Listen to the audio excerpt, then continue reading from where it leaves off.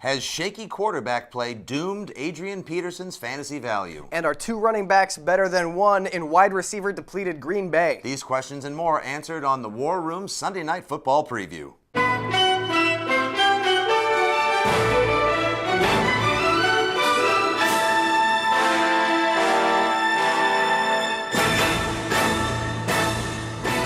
Sunday Night Football. Oh boy, we've got a great game. Green Bay at Minnesota, terrific NFC North matchup, and the frozen tundra and the synthesized grass of indoors at the Humphrey Dome. Oh man, so the Vikings are bad. It's Christian Ponder time. Hey, so there's that. Here we go. Here's something nice I can say about this game. Enlighten me. Eddie Lacy is going up against a Minnesota defense that's given up more points to fantasy running backs than any other team in the league. Oh, and guess who happens to lead the NFL in yards from scrimmage rushing the last 3 weeks in the NFL? I'm going to have to go with Eddie Lacy. 301 yards, sir. Yeah? So Eddie Lacy's a must start.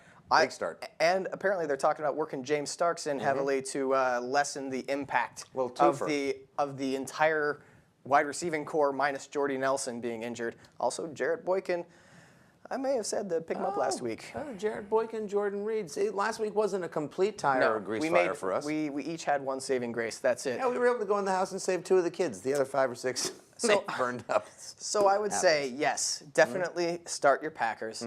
If you happen to have Adrian Peterson, you're going to be starting him. I like Kyle Rudolph this week. You do? I do. He had a slow start this year, but Christian Ponder favored him to the tune of 9 touchdowns last season. It's like the one guy he knows how to throw the ball to. Yeah.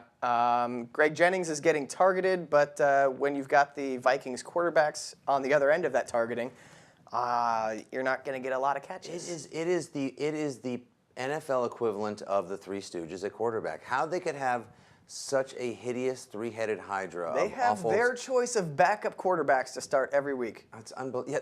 Yeah, backup. They have it's the third string. It really should. It's club third stringer. That's exactly what Minnesota has, and it's ruining the value of Minnesota's hottest club is club third stringers. Come take a boat into Lake Minnetonka with the third stringer club.